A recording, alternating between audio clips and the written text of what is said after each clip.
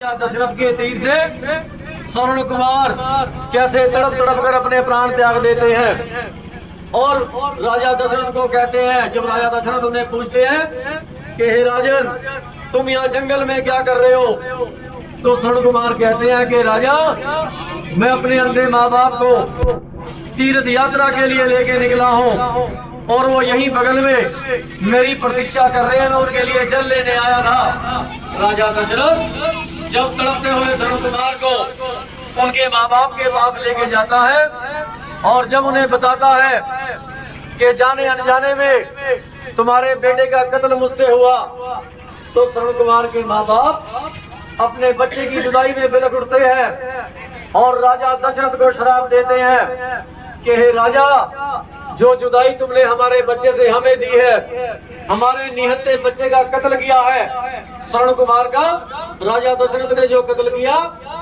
उसके माँ बाप ने राजा दशरथ को श्राप दिया और कहा कि हे राजा, जो तुमने हमारे बच्चे का निहत्ते का कत्ल किया है, जो जुदाई जो बिछोड़ा हमें दिया है, वो बिछोड़ा तुम्हें भी झेलना पड़ेगा। आपने आगे रामायण की समाप्ति में सुना पड़ा होगा कि कैसे राजा रामचंद्र